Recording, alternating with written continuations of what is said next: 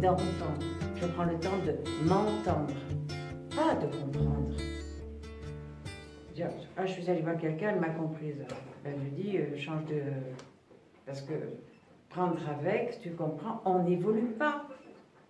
Ça ne donne pas de réponse. Mais je vais prendre le temps de m'entendre.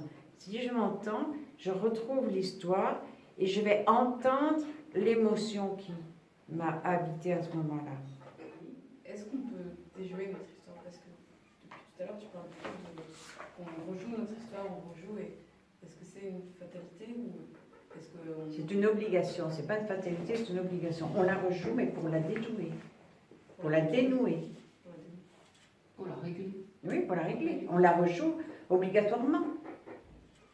C'est obligatoire, mais c'est pour la dénouer. C'est prendre, au lieu d'être victime à ce moment-là, qu'est-ce qu'on va mettre en place? Eh bien, c'est l'acceptation et je n'ai plus besoin. C'est ce qui, au lieu de le vivre comme étant un poids, je vais le vivre comme étant ma richesse. C'est la connaissance qui est la mienne. Je me reconnais avoir cette capacité. Ben oui, je l'ai vécu, j'ai cette histoire-là. Ouais. Ça enlève ce que disait Michel Charrier, ça enlève le déni et ça enlève l'anesthésie. Ah oui, complètement. Complètement. Et ces choses de génération dont il parle, de troisième, quatrième génération, comment on fait pour les retrouver s'il n'y a plus les gens et tout Bien ça? sûr que si, tu les retrouves. Comment? Ben, il n'y a pas de comment. L'histoire, la vie va te remettre les situations en place. Mais pour que la vie te remette les situations en place, il faut que tu sortes du jugement. Pas de jugement, pas de critique. Et à un moment donné, les situations que tu as devant toi te parlent des générations au-dessus. Là, je veux dire, je peux accepter ce qui est, Oui. mais le fait est que je fume. Quoi. Et alors, où est le problème? Tu as Par Philippe exemple, de Lyon, tu as le maître Philippe de Lyon, qui était un guérisseur. Alors, on a vraiment utilisé, bien que le mot guérisseur pour moi n'est pas, c'est pas quelque chose que j'apprécie, mais qui était un guérisseur et vraiment un maître guérisseur, maître Philippe de Lyon. Il est cité à l'Hôtel Dieu pour avoir restitué, guéri une personne qui avait le doigt coupé et l'avoir soigné, remis le doigt sans chirurgie. Donc c'est à l'hôpital l'Hôtel Dieu à Lyon. Voilà. Eh bien, maître Philippe de Lyon fumait comme un pompier. Donc, qui a dit que c'était interdit? Mais c'est une dépendance. Mais, je ne sais pas si c'est une dépendance. Si tu as besoin, ça ne devient pas une dépendance. Moi, quand je fumais comme un pompier, c'était la peur et c'est un moyen de me recoller au sein de ma mère. Voilà, c'est du... Si on a besoin, c'est pas une dépendance? Ben, si j'en ai besoin et que ça ne me gêne pas, pourquoi veux-tu mettre une étiquette en permanence? J'ai un besoin, c'est bon. Je peux le vivre. Qui a dit que c'est interdit? Aujourd'hui, vous êtes complètement focalisé parce qu'on dit qu'il ne faut pas fumer, ça donne le cancer et tout ça. Vous n'êtes plus dans le plaisir de fumer, vous êtes dans le truc de dire il ne faut pas le faire.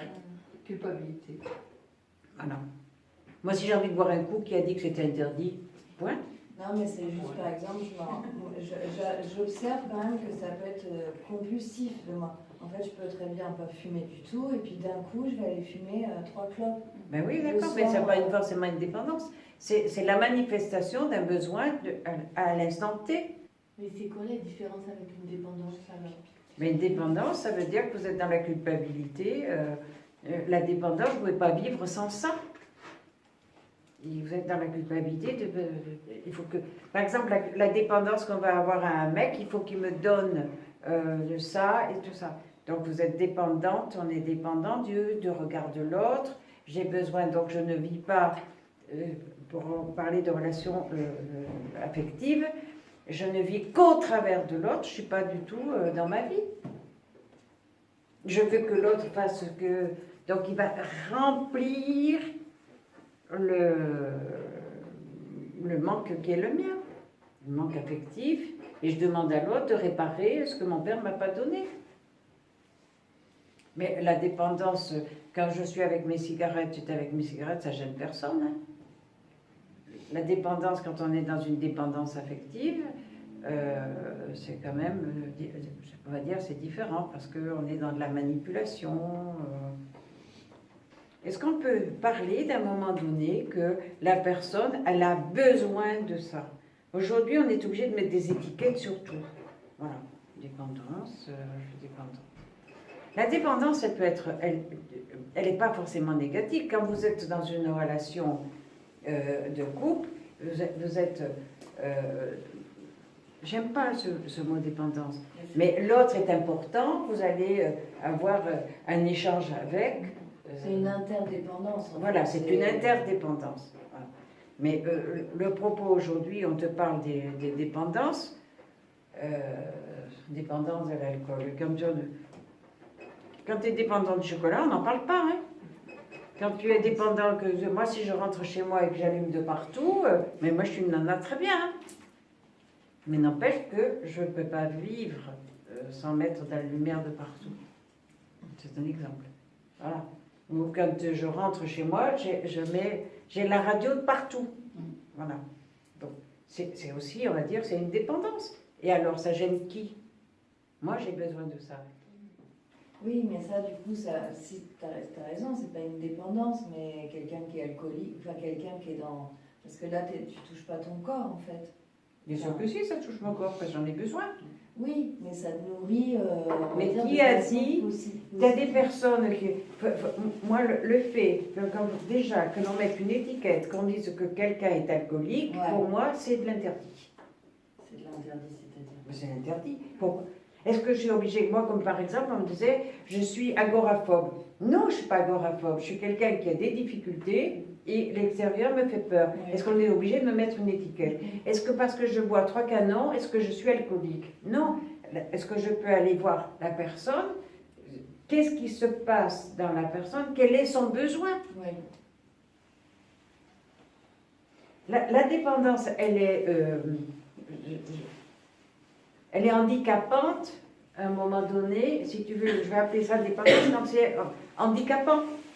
Je ressens souvent le besoin de manger régulièrement et j'ai tendance à culpabiliser parce que c'est que enfin, tout le monde me dit ça fait grossir, enfin, ouais. Et du coup est-ce que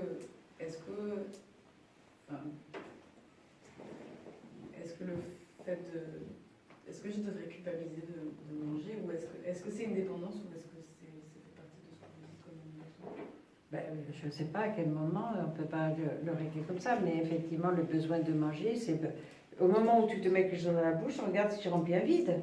C'est comme moi, quand tu parles de la notion de manger, moi, quand je soignais, je remplissais le vide. Je ne mangeais pas, mais je remplissais mon vide. Il m'arrivait, alors pour pouvoir prendre, on se pose un peu, à un moment donné, si tu veux, c'est toujours de la réflexion. Le propos, ça veut dire que le matin, je disais, bon, il faut absolument que je tombe du poids parce que je me sens trop grosse et tout ça. Ok. Et là, je démarre le matin, j'ai pas faim, je mange pas à midi, mais parce que je n'ai pas faim. Ok. Et là, je réalise que je rentre le soir, c'était quand j'étais avenue Crampel, le soir, je n'ai pas quitté mon bureau, je me précipite dans la cuisine, je ne mange pas, je bouffe. Et bien c'est quoi? Et c'est comme ça que j'ai pris conscience que j'avais peur du vide, je remplissais le vide. Je n'avais pas faim puisque je suis nourrie. Chaque personne que je rencontre me nourrit. Je suis présente, je n'ai pas le temps de penser si j'ai faim ou pas. Puis je n'ai pas faim. Ce n'est pas une question de faire abstraction de la nourriture. Je suis tellement remplie par ce que je vis, j'ai pas faim. Et puis tout d'un coup, je rentre dans ma cuisine, et là, c'est le vide. Et bien, je mange. Voilà. C'est prendre conscience des choses. Ok? Ça. Non, j'accueille. Voilà. Mais si tu commences à dire que dans ta tête, il faut ça, il faut ça, il faut ça, tu es dans il faut que. Chaque fois que tu dis il faut que, pose-toi la question de savoir C'est qui m'a dit ça. à qui tu réponds. Donc derrière ça, j'ai peur d'être abandonnée, j'ai peur d'être une mauvaise fille, j'ai peur de ne pas De ne être pas être aimée. reconnu. Voilà. Donc c'est surtout ça.